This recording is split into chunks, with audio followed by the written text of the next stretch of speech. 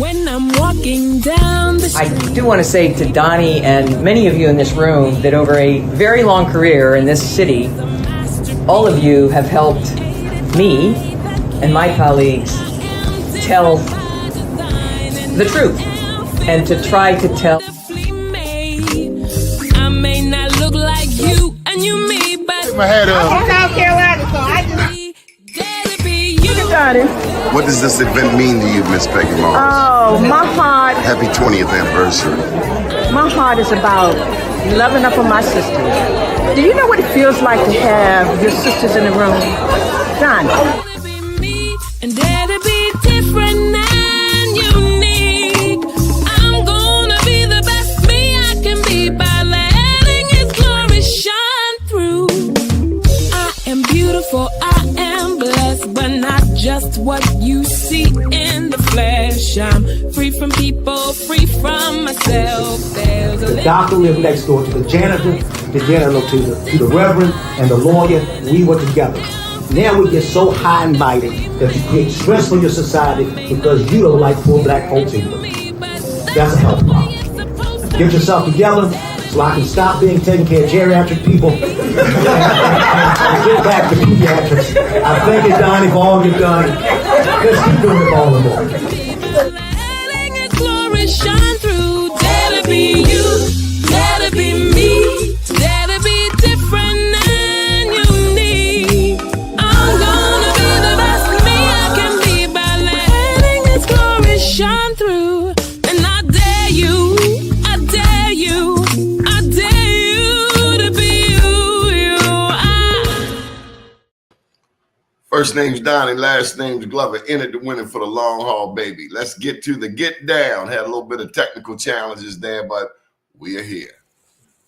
Dewan Chambers, Central Maryland Chamber. How are you, sir? Living the dream, Doni. Thank you so much for having me. Thanks for all you do, man. Excited to talk today. Good, good. Tell me about the Central Maryland Chamber. I knew of the Greater Baltimore Black Chamber, the Baltimore City Chamber. I know that the U.S. Black Chamber, Ron Busby, and some other groups, they created a Maryland Black Chamber, but this is the Central Maryland Chamber. What's that about? Yes, sir. First off, thanks for asking. And I was prefacing by saying I'm the first Black president CEO for the Central Maryland Chamber. And back in 2017, there was a merger between the Baltimore-Washington corridor and then the West Anne Arundel County Chamber. So they merged to create the Central Maryland Chamber. And so we are the only regional chamber that covers 7 counties plus Baltimore City. And so, in short, we cover 2.8 million residents here in the great state of Maryland. Wow. And how does it feel to be the first Black president? I mean, they call you Obama on the slide.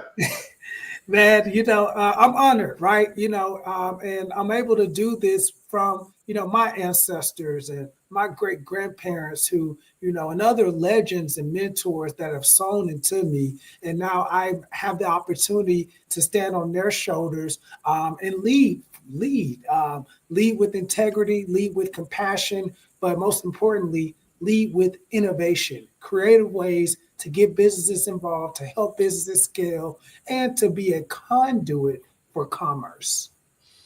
So what are you sharing? What's your message to members now? We got a new president, Donald J. Trump. Half the country loves him. The other half doesn't. I know you have to stay out of politics, but what is your message to your businesses? My message to my businesses are more than ever, it is important to be with a chamber that is big on advocacy. And so when I say advocacy, specifically, I mean your local and state levels, because, we got all that's going on in the news, but the real impact is locally and for the state perspective. And I'm so excited because our chamber is actually hosting a Meet the Candidates in actually partnership with the Prince George's Chamber of Commerce and the Prince George's Hispanic Chamber for that county executive seat in Prince George's. So highly recommend businesses. This is your time now to be involved with chambers that are big in the advocacy so that it's not if legislation is going to affect your business or your industry, but when it does, you have a strong chamber that's there to go and combat, to go and battle for you and lobby for pro-business issues. So let's get your counties down. What counties are a part of the chamber? Sure. Anne Arundel County, Baltimore City, Baltimore County, Harford County, Carroll County, Montgomery County, Howard County, and Prince George's County. Wow. Yeah. That's pretty powerful. How many members do you have? So currently we're about 400 members, but I really see that growing soon. I started 2024 in May. So from 2024 May to December, I brought in 55 new members. In 2023 alone, prior to me coming for the entire year, our chamber had only brought in 50 new members. So in 7 months, I brought on more than they did in the whole year. January now to date, 2025, we've already had 10 new members join. So people are seeing it. They're getting energized, but it's really because I've tried to make it really simple for businesses to grow. When they join, I say, hey, who's your ideal customer client? What is your goal for joining? And then we try to make sure in the first 90 days that we help them reach that goal. So what's your background, Dewan? Thank you for asking. I've been in the chamber industry now for over 10 years. And so I'm a change management expert in the chamber industry. And so in Houston, Texas, I was there taking chambers from debt to financial solvency. And so got blessed with the opportunity to now come to Central Maryland. Outside of the chamber world, I'm an author. So I have a book called The Next Generation of Nonprofit Leadership. And so I do a lot of consulting with nonprofits. I have certifications in fundraising leadership, nonprofit leadership through Texas A&M. And so really just all things, associations, nonprofit organizations that want to have an impact. That's what I'm here to do. That's my calling. And quite frankly, why I've been so blessed in this industry. Where are you from? I'm from Little Rock, Arkansas. So from Little Rock, Arkansas, I know you've heard of Little Rock 9, and so from Little Rock, Arkansas. At an Excelsior Hotel too. Yeah, there you go. Yeah, that hotel is so. I've been to Little Rock. Good, yeah. A little different than Baltimore. Still a little bit, but very kind of similar. But it's a lot of similarity, but just a little different. That's why I feel like home here. They shut down early out there, Dewan. Yeah, I do. It's like it's 8 o'clock.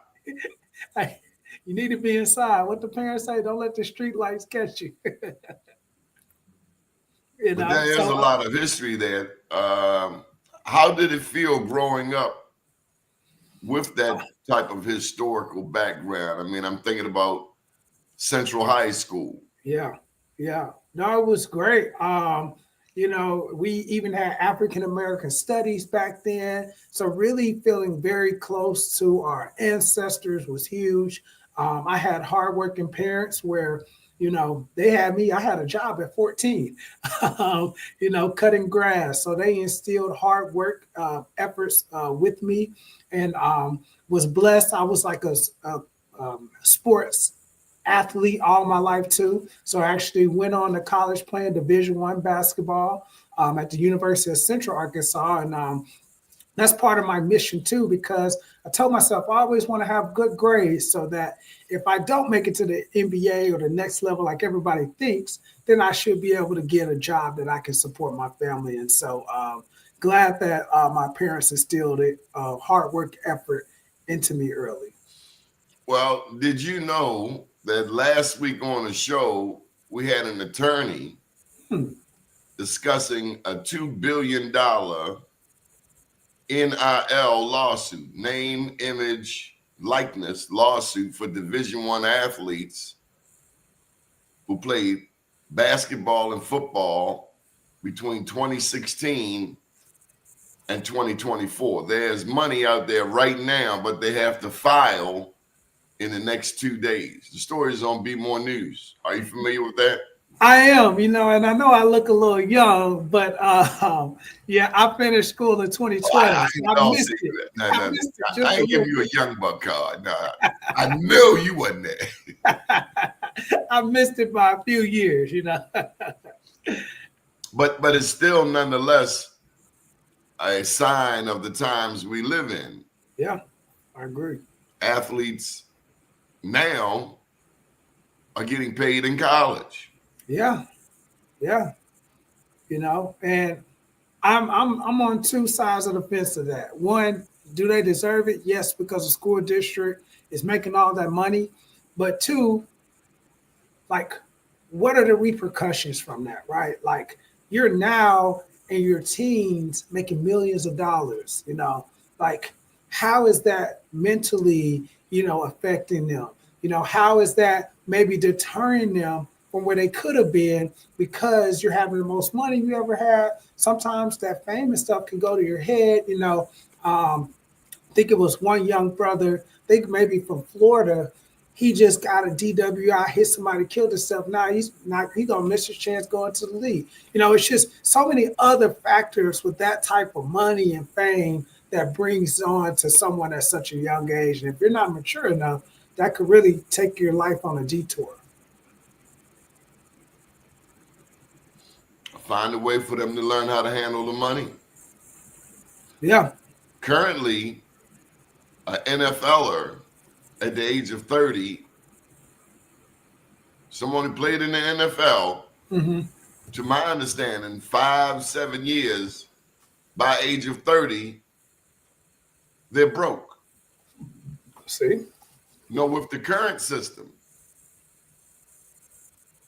Yeah. And I mean, that has to go with, financial literacy, right?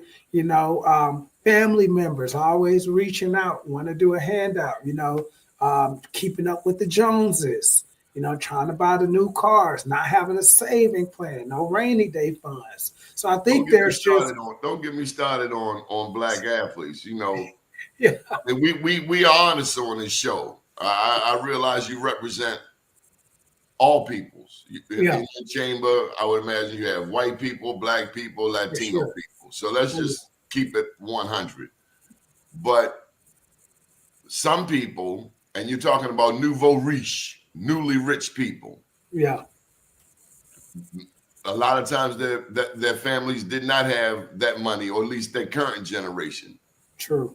Because I do believe, at least in our community, we are descendants of people who had a lot of something in them. Otherwise, we wouldn't be here in this current state. But be that as it may,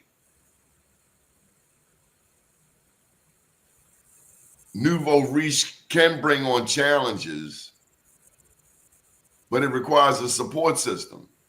Yeah. Amen to that. I see in our community, for instance, we're buying things. I don't know if you saw the Ravens, and I'm just going to say it because we keep it 100 on the show. I'm seeing Lamar grilled up. Yeah, he definitely got the grill. Right. Save that, buddy. Yeah. Save that for after you win. That part. You ain't won nothing yet. You ain't beat Mahomes yet. You ain't beat the champ. Right. Yeah. Allen Iverson. No slight. But tattoos everywhere. That's fine. Tattoos your thing. I got you. Now you see tattoos all on the face. Or, the expensive jewelry. Yeah. There's so many football players doing that. Playing with expensive jewelry on. Yeah. Or hair. A lot of hair. And maybe I'm just that old school. I'll be 60 this year. Man, you looking good for 60, Donnie. To God be the glory. But, dress how you want. I'm just old school. Cut your damn hair. It's football. We're about one thing, and that's winning. And as far as buying outlandish things, we buy these things. Who's the cat down in Florida? He got pulled over on the training on the training facility in Florida for speeding. There's this entitlement mentality. Yeah. We bring trouble. And I'm just saying, I've seen a lot of times white boys get a fat contract. First thing he buys is mama house, then he buy a pickup truck. Yeah. And I'm not saying he comes from a rich background. I'm just saying some common sense. So that financial literacy, and it even speaks to public education. Sure. What are we teaching our children? Yeah. And that's why I thank you for being a part of the upcoming Black Wall Street Expo.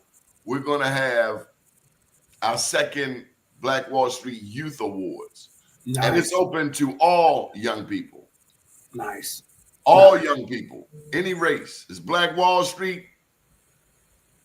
But just like the adult awards we give to anybody, any race, we celebrate Black entrepreneurs and professionals, as well as the people who support them regardless of race. Nice. These Let me tell you, that thing you did was powerful. The first one you did with the Black Wall Street I attended was powerful. I mean, being able to sow back into that next generation, letting them know, look, we see you, and then letting their parents, see that, man, it was powerful. I appreciate you allowing me to be a part of it. And just thank you for all the great things you're doing in the community. Like, it really makes a difference. Well, thank you for taking a chance. I mean, we met on a humble at the Mayor's Greater Baltimore Committee event honoring local businesses, including Dr. Clayborn's wife and partner, Jean Hamilton, who was unable to make it. So we met at a business event, and I commend you for taking a chance. You had no idea who I was. Yeah, but I could tell you're a leader in the community. So, I don't take it lightly. I call it favor connections. God strategically puts people in your life for certain reasons during the time. And I definitely know that you're one of those favor connections, the way you just been able to plug me in, introduce me to people, and just really welcome me on into your family. So I don't take that lightly. So I just want to publicly say I appreciate you, Doni. Well, you're out there serving, and you're in a unique role. We love business. We understand at Be More News, at Black USA, we understand that business is the backbone of any community. Yes, sir. And to learn about your chamber, I mean, again, I'm familiar with the Prince George's Black Chamber, the Baltimore City Black Chamber, the Baltimore City Chamber, and some other chambers. But to see such a young man involved in chamber work, that's very important to me. And it's very important that you know about Be More News, Black USA, because a lot of times we're advocating in a different way. We're not the Baltimore Banner or the Baltimore Sun. We come from a Black media perspective. Yeah.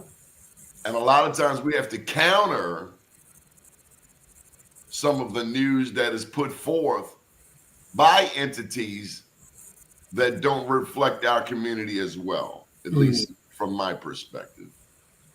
Yeah, and I think that's great. And, I think part of my calling as well, being like God blessing me with this platform, is to educate Black and brown people about a chamber, and I'm not knocking any other chamber presidents, but like from my credentials down, like my certifications, all the way to my over a decade of experience in chamber industry, I bring a unique way of allowing businesses, one, to fill in, like to feel welcome, but then also to create opportunities where funds exchange hands, no matter what color you are. And so when you do that, you have a diverse group of industries, business owners, not only are you able to grow, but you're able to solve some of the toughest issues and problems that face a community, a region, or a state. Do you run a business? Yeah, I actually got a couple of them. More so again consulting for the nonprofits, the associations, things like that. Public speaking. That's why I got my book, The Next Generation of Nonprofit Do you have Leadership. it with you? I actually got a copy maybe in my truck. It's not on me. But I got a website, www.dewanclayborn.com. I got a whole website with my book, different packages that I offer to different organizations. How long have you had your own business? 2017. Yeah, so I've been doing a lot of this work in Houston. So I was in Houston the last 12 years, and so that's what I'm saying. A lot of this I've been doing for over a decade, and so now I'm excited to expand to the Baltimore region, to Maryland, and now to have an impact here. See, it's kind of hard for some of us to respect a business leader if they don't have a business. Mm. How can you advocate for something you have no idea about? Yeah, no, good point. And my caveat to that would be Not that you can't. no, right. But just to position myself to help people understand my unique skill set. I go typically to organizations that are in debt. So I go in betting on myself, knowing that we're payroll to payroll. And so knowing that I can take my skill set, implement, structure financial solvency, create additional streams of revenue to then make an organization solve it. So really, when I go to these organizations, I'm going in as a business owner trying to just make payroll to eventually being able to scale. So I relate directly with business owners because if I'm not making money, I'm losing money. Again, it's called the therapeutic value of one business owner helping another. It's hard to help someone when you have no idea of what it's like to not make payroll, to not be able to pay your employees. You have to pay your employees first, Right, before you can take a profit. You got to Right. pay your expenses first. Mm-hmm. You still got to take care of home. Right, You got a spouse, you got to take care of that. You got children, you got to take care of that. And all they know is the lights are not on. right, Or they've never had that experience. All they know is that the lights are on. yeah, exactly. Which is much better. And I say that because I remember as a child, I remember the lights. My dad had a business, funeral home. And there was a time or two somebody missed the payment or what have you, and the lights out for a minute. Till the next day, what have you. I don't know if anybody else out there has had that experience. Oh, and yes. I've seen a little funny money before. You don't know about funny money, do you? I know about some funny money. Yeah. I've had to wait till everybody leave the store, Right. slide that little funny money out. Wasn't long, but I've ridden in limos, but I've seen the funny money too. Yeah.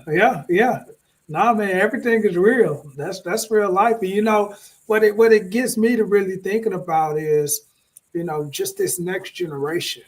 Like even Gen Zs and the Gen Ys, like even the kids now, they're connected to these iPads, iPhones, like not even knowing how to communicate effectively, articulate what they want to do. So it really makes me even think about the next generation and what are they going to do when they're hit with challenges? You know what? You've just given me an idea. You ain't ready for this. Come on with it. We need a youth chamber of commerce. Wow. Yeah. Wow. If we're serious about the next generation, And right now, because don't think I wasn't getting to Annapolis. Yeah, yeah. Right now is the Maryland General Assembly for 90 days, mid-January, mid-April. Yep. Faces there. Right. And I've seen the end result. I've seen people acting like they're advocating for the people, but they're really just advocating for their own consulting business. Right. Right. We talk about the next generation. We talk about the children are the future. Where's the children's chamber, the youth chamber of commerce? Not saying it's an easy idea, but I just wonder how serious are we about our young people? Because in Baltimore, the young people think we're stiffing. Yeah. They think politicians are full of it. We got 21st century schools, but we have a lack of recreation centers, particularly where they are needed. So maybe it's time for something different. Maybe instead of investing in football stadiums and baseball stadiums, maybe we need to invest more into our young people. You know, table gambling, sports gambling, that came about with the promise of more money for education.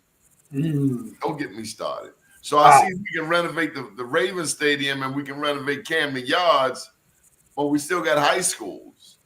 Wow. Without heat. You haven't seen that, have you? I mean, maybe once in Little Rock, but that goes back to my point. Now more than ever, it's important to get engaged with the local politics. You know, meeting with your county executives, your mayors, your county councils. That's why you got to have an impact now locally and on a state level.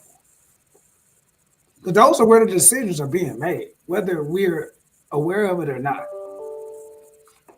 We see Byron Deese has chimed in. Byron, I'm going to put the link in your email. Maybe you'll come and just. Have you met Byron Deese? I don't think I met Byron. Byron, come on in and say hello to Dewan. Dewan, you're going to be running a panel discussion for us. Yes, sir. Yes, sir. At the Black Wall Street Expo coming up on February 8th. God, it's coming so fast. February 22nd. Yeah, I got to get everybody in our group email. So, tell us what's come about thus far. Your discussion. Yeah. So I mean, it's been really great discussion. You know, as we see across the entire U.S. where there's the dismantling of DEI programs. You know, equity when we're talking about procurement projects, just all across the world. Where does that leave us? Where does that leave business owners? You know, how is that going to affect your industry? So really just want to have a lot of generative conversations from a diverse group of panelists about where they see currently or where they see the future is going as we look at different contracts, DEI, and just really equal opportunity across the spectrum. Yeah. Civil rights, DEI is being gutted. Mm-hmm. And those who cannot survive will fall by the wayside. Yeah. I was actually on the Baltimore Business Journal economic outlook panel last week. And we didn't touch on that exactly. However, I let them know that, I just highly encourage people to embrace change. The word of the year for 2020, 2021, 2022 is pivot. But really, you have to embrace the change.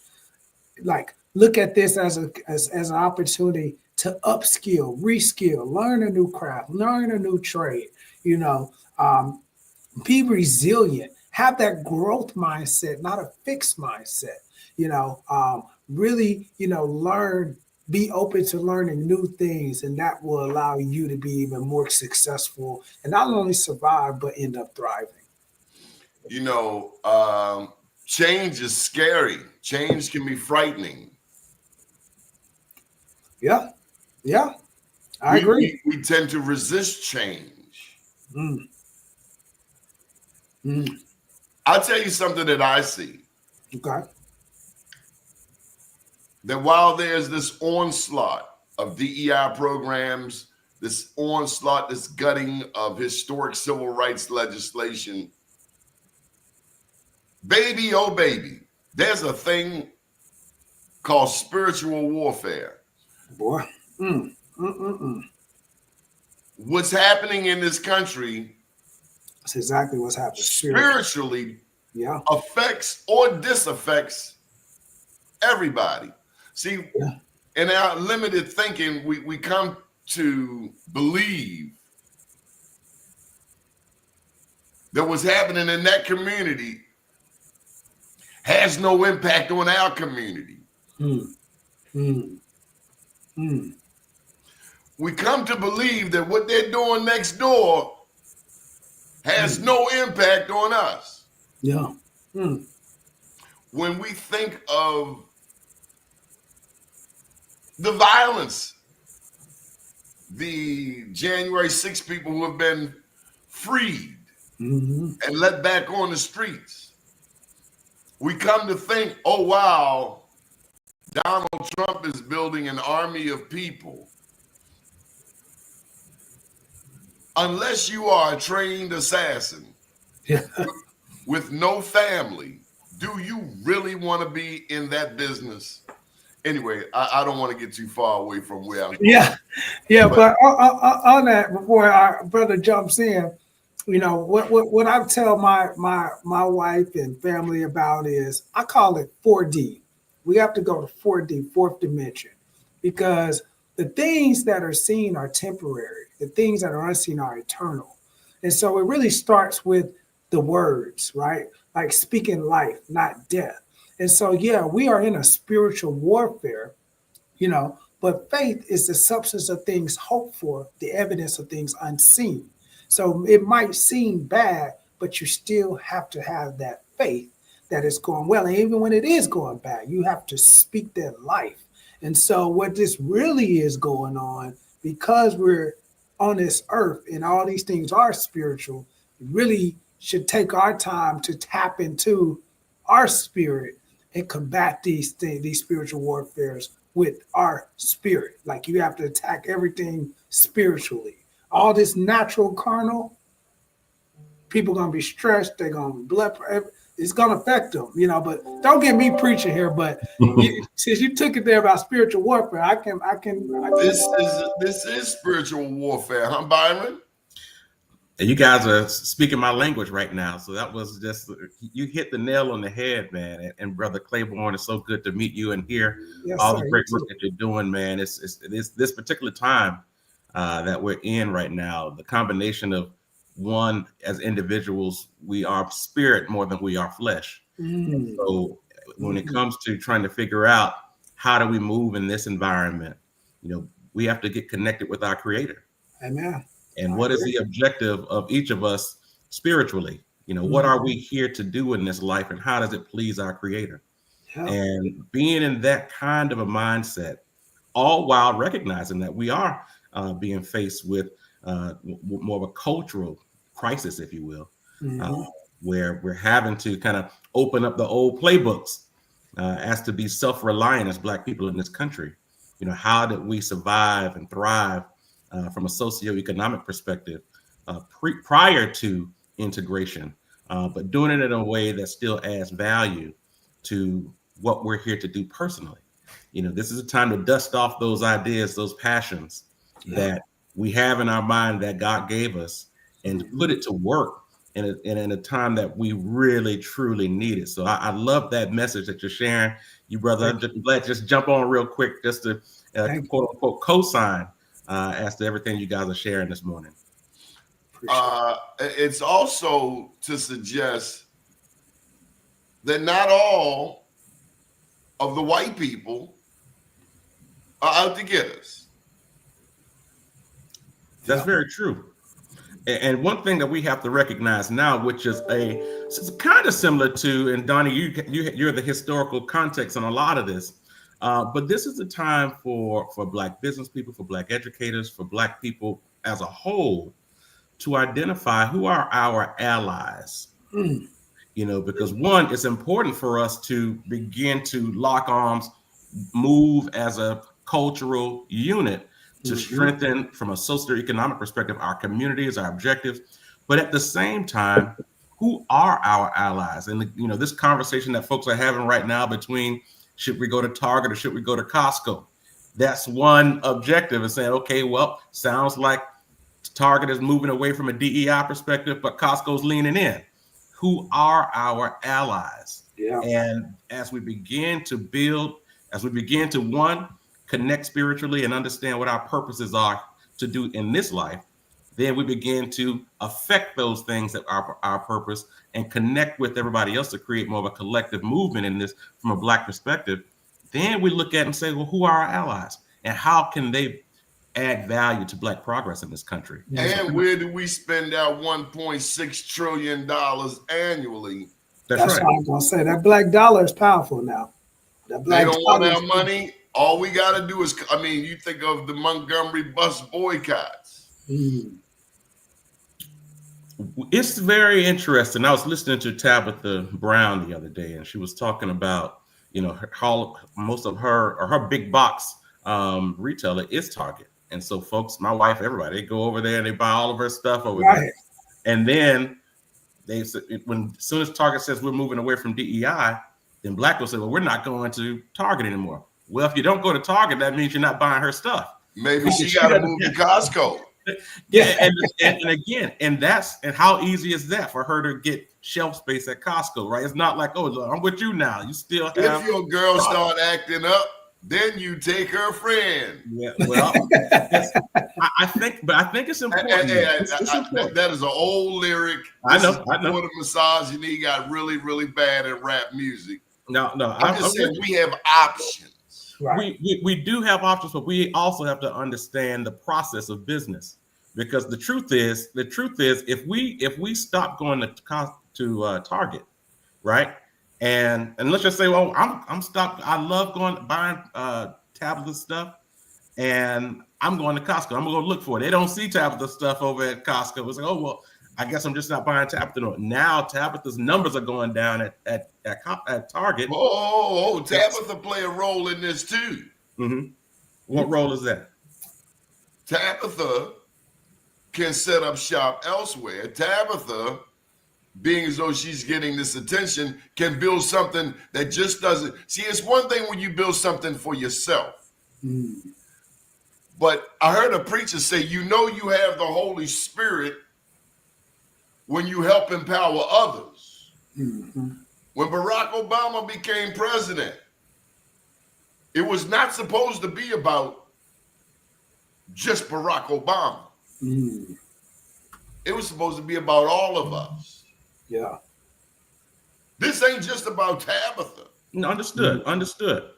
But I think it's important, again, let's just talk business, right? Because this is a kind of a combination between, think about this for a second. Wait, hold on a second. You got to realize she's a retailer. So she has a product she's trying to find big box space.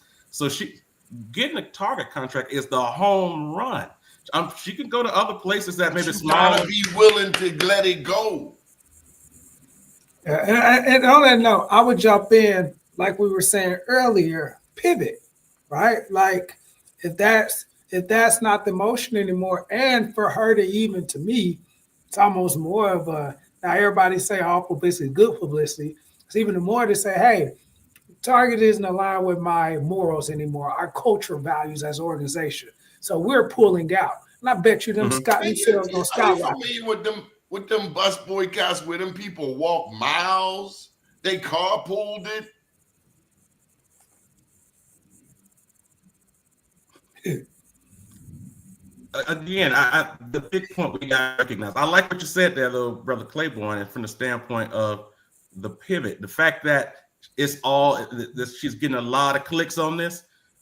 Costco and all the other big box stores are paying attention. They know she has a solid base. So if they're doing good business, they can reach out to her and say, hey, listen, I see what's going on. She has options. Yeah, that's right. But let me tell you something. But this stuff isn't just that quick, right? Because you have to build those relationships. I want you to see the bigger picture. I want to touch on the bigger picture. This current president has pimp slapped Canada. Now, mind you, an individual, Tabitha, I get that. He's disrespected the entire country to our north.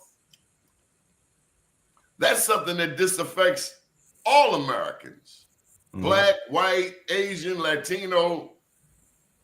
So Tabitha won't be the only pivot that business people find themselves making. Yeah, I mean, you can even look at tariffs, right? As you talk about increasing the tariffs on country, like and that's why I said my statement that I said on a panel with the Baltimore Business Journal. The organizations that are able to move swiftly, that are able to become more change proof, the ones that are able to, like survive and thrive are going to be because of they are being timely, they're looking at the market, they're staying relevant, and they are daring to do something different. That's right. That's right. Yeah, and I agree. I think that we have these examples of folks like Tabitha and others. Because one thing she highlighted was, hey, black folks come out and support all the other, ask for the all black list of products that are at Target. Increase those numbers. Now you have some folks that I'm done with them altogether. But again, this is the beginning of the process as we begin to say, how do we move economically? How do we move from a socioeconomic perspective to really affect change in economics, but at the same time in communities? What is our approach? And at the end of the day, we want to increase the economic value of Black business owners, which in turn comes back to Black folks who have resources being able to support and champion a lot of these Black issues that are more built around community and social dynamics. So we want to be able to outline what their goals are, but at the same time have a plan as to how we're going to. Did he freeze up there for a second? Yeah, he did. He did. One of the things that is important is leadership. That part. We're in a day and time where it's probably a good idea to go back to the history books. Malcolm X autobiography comes to mind. That's good. Malcolm X said that our entertainers are not our leaders. No. Now, I love her presentation, Tabitha. And I'm not calling her an entertainer. She's a business person. She did a blog and that's parlayed into business. I get it. But from a broader perspective, yeah, people got mad when Snoop and Nelly go over here and perform at the crypto thing. Rick Ross said our entertainers were never our leaders. And I think right now we may need to redefine who our leaders are. Are they the preachers? People were following T.D. Jakes, and then he got associated with the Diddy party. Right. People have lost a lot of faith in church. And then the pandemic hit, churches went online. Right. I see Al Sharpton up there, and I see him being named the civil rights leader. But there are people in the Black community, including in Harlem, who say, come on, Slim. We done heard you before. Let somebody else knew. Or, and people may not like hearing it, Mark Morial has been running the National Urban League for 20 years.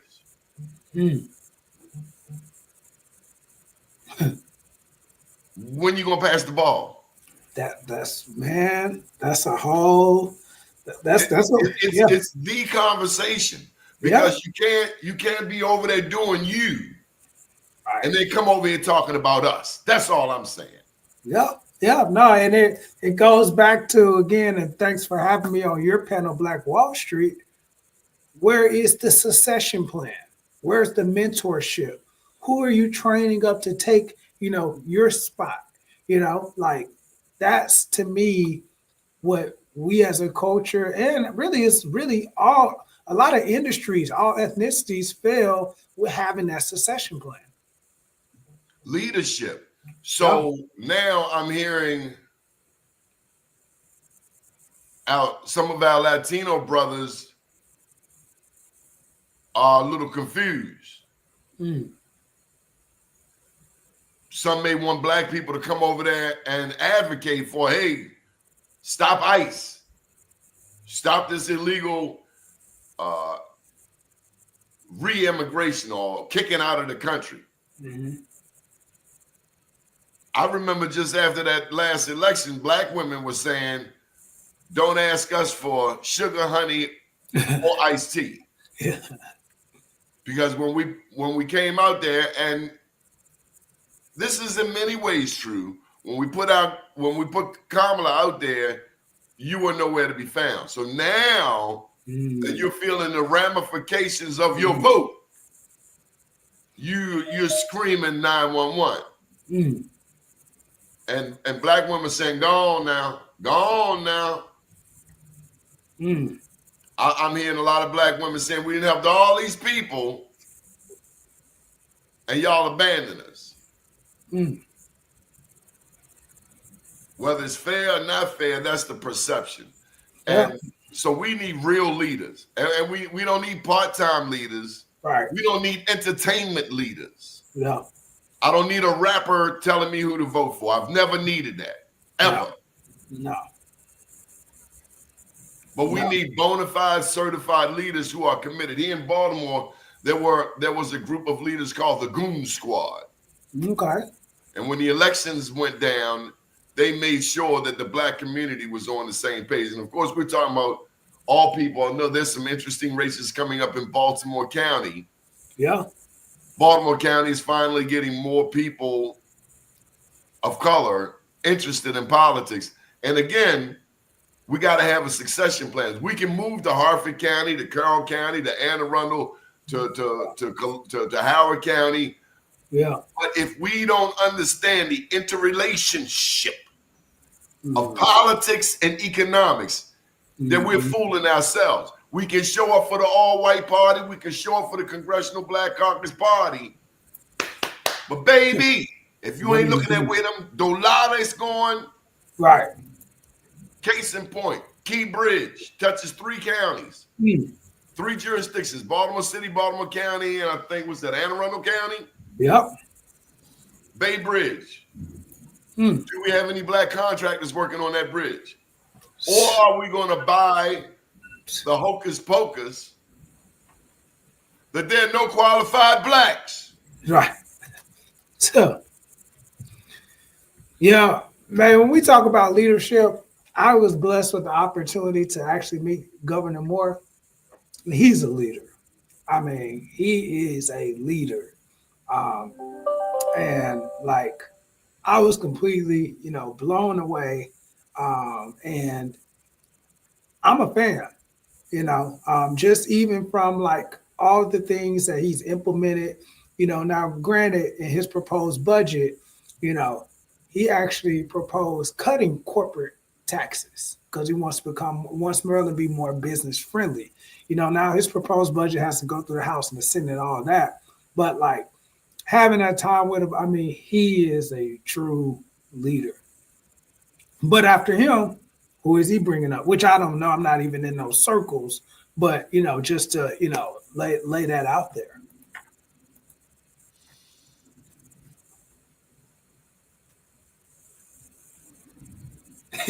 Coming on that way. The election he's running for re-election in 2026.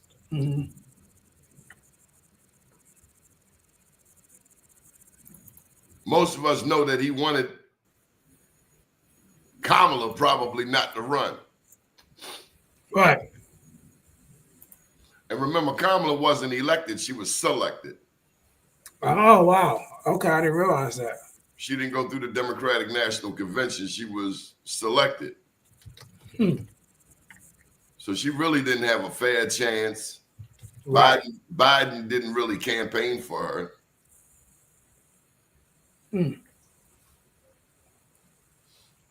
We just want to know who's going to take care of Maryland. Right. Right. That's why I said we got to focus on local and state. That's my word to everybody. Focus on local. And I tell you one thing I'm proud of with Governor Moore is how he maintained having a Ricky Smith at the airport. Yes, sir, Doc. Yep. Yeah. And That's across his other leadership small town. roles too. Yeah. The airport is a small city. Mm-hmm.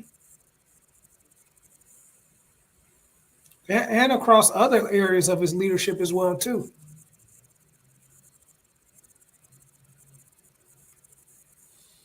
I do think in as we bring in these young leaders, we cannot forsake the wisdom of the elders.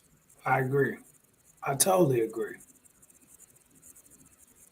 Totally agree. And there's a level of, I'm not saying it's not getting done, but there's also a level of competency too. Like, so let's not just pass the torch because maybe we like them or know a family member or owe a favor. Are they the ones that are truly, built and have the capacity and competency for these roles? Because, there's something called unconscious bias. And that's another thing that I use to my advantage being here is that I have no connections here, and I come in with a fresh lens. So I see opportunities that a lot of people don't because of, some, like you said, grew up here, and so like I can come in and see opportunities, but because I'm maybe not a local here or, have that trust yet, or because, hey, there's somebody else in line that I kind of like, these innovative ways to solving some of these issues might not be rapidly presented because of just the lack of representation of newer people that aren't necessarily from here. I'm just throwing that out there. Well, let me bring you up to speed. Okay. We have a black governor. Yeah. We have a black attorney general. Yeah. We have a black treasurer. Yeah. We have a black speaker of the House. Mm-hmm. We have the largest black caucus of state legislators in the country. Wow. In the city of Baltimore, we've got a black mayor. We got a black comptroller. We got a majority black city council.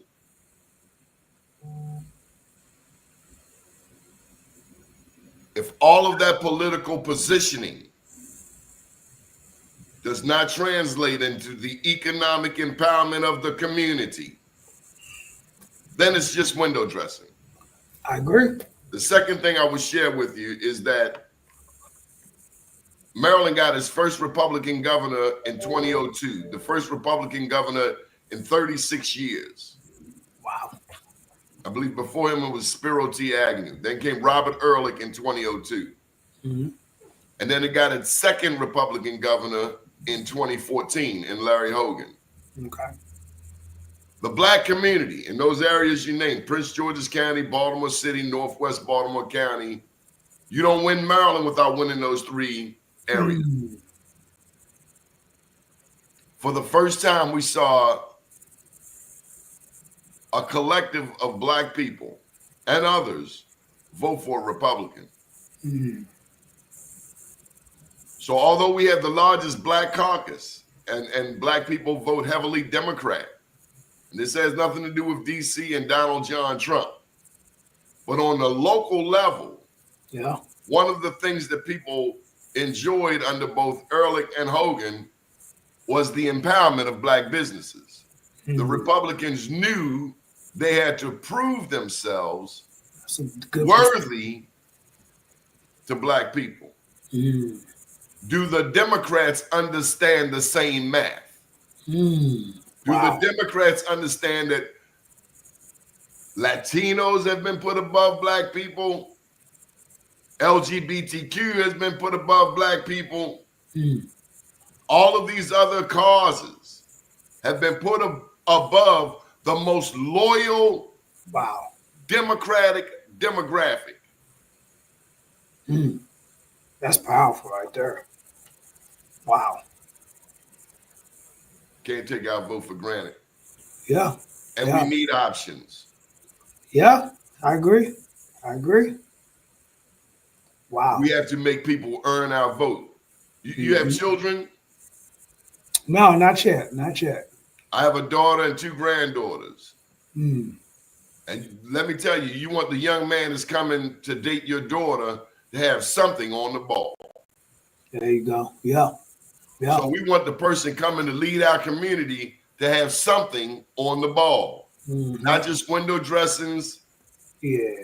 Not just Instagram shots. Right. Tangible results. Yeah. So that we can trust you to make sure our daughter is safe, or in this case, our broader community is safe. And we need unapologetic people about that. We can't be fearful to speak truth to power, regardless of who's in office. Yeah. Whether it's Ehrlich, whether it's O'Malley, whether it's Hogan, whether it's Westmore, nobody gets a pass. Mm-hmm. We can't be afraid to speak truth to power. We can't just reflect on Martin Luther King one day a year. Yeah. Who's got that testicular fortitude to stand up for us? We've seen people come through with the dog and pony shows. Yet when I look at West Baltimore, I look at East Baltimore, and Westmore did just drop $28 million on West North Avenue. Yeah, I saw and that. this builds on efforts that have been put in by previous governors. Mm-hmm. I'm just saying that with this new cadre of younger leadership, we need both the legs of the young people, but the wisdom of the elders. I agree. Yeah. Go ahead and take a time, man, to take a moment and invite people to join your chamber. I'm gonna give you the full screen. Do your thing. Oh man, appreciate it, Donnie. Well, if you're a business owner, new, senior, tenured, or if you are a government contractor, the Central Maryland Chamber is here for you. We are the only chamber for Fort Meade, which is the largest employer for the state of Maryland. And so whether you're looking to grow professionally, we have different professional development opportunities. Whether you are looking to enhance your employee retention, we have HR experts and different programs that can help enhance your employee retention. The Central Maryland Chamber is for you. So if you're doing business across the Baltimore, Washington, Virginia corridor, we are your chamber. The only regional chamber, covers 7 counties plus Baltimore City. So come here, come grow, and come scale with your Central Maryland Chamber of Commerce. And also, you want to tell them about you have an upcoming political forum? Yeah, and so if you are in Prince George's County, we have a Meet the Candidates on February 20th in Lanham at the House of Comedy and Jazz. Oh, that's a Black-owned business. We have a Meet the Candidates where you can come out, meet the candidates that are running for county executive. It's such an important race. You know, early voting starts, I believe, on February 27th. So we strategically hosted that event 7 days before on February 20th. So come on out, and you can find all these great events on www.centralmarylandchamber.org. Have you got any confirmations? I got really about, because man, it's probably like 8 to 10 people running.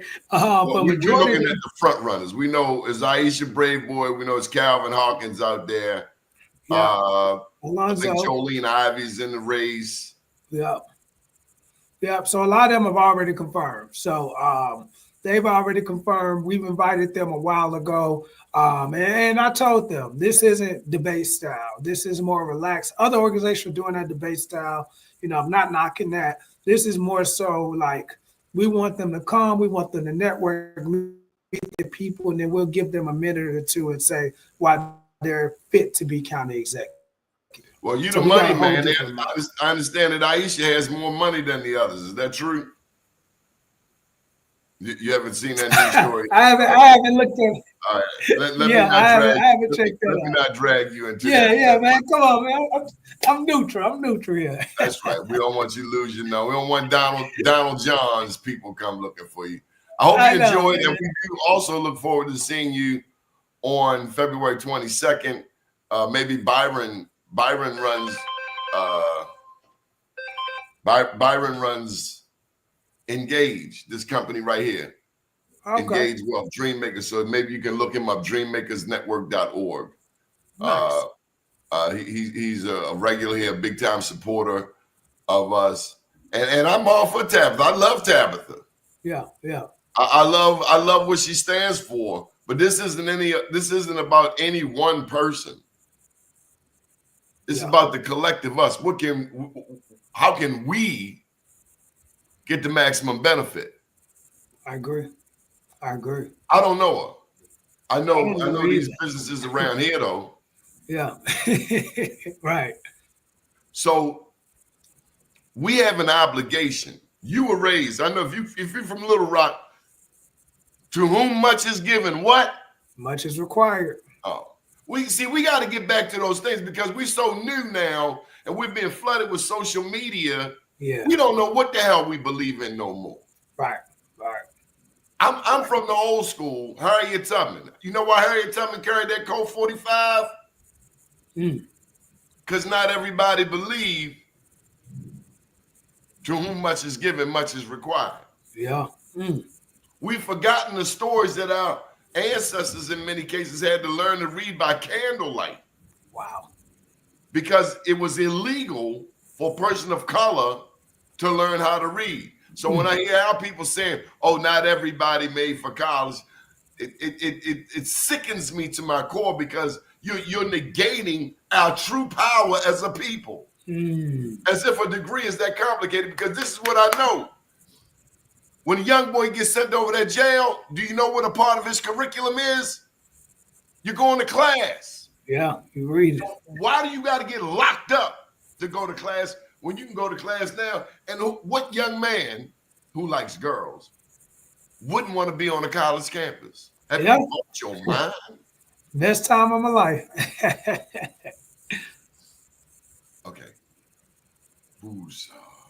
I know. Hey, I feel you though. Hey, I love it. I love your passion, my brother. I do. Like that's great. And it's if we don't turn our assets, our education, our money, our property, we're paying $1,400 a month rent. That's the equivalent of what, bro? Mortgage. Assets. What, a couple more grand for a down payment? Right. Okay, $5 for a down. We're going into debt for a car. Right. How many of us got a Benz out front and an apartment? Right. Man, that's a whole nother. That's what we talked about earlier, keeping up with the Joneses. Or at least trying to. Dewan, you can't let this be the last time coming on. I will. Please welcome me back. You know, hopefully we get Raven reviews. Send me the link so I can share it. And man, thank you again, Doni. And looking forward to February 8th and any other type of event you want to include me in. Happy to serve. Good deal. Good morning, world.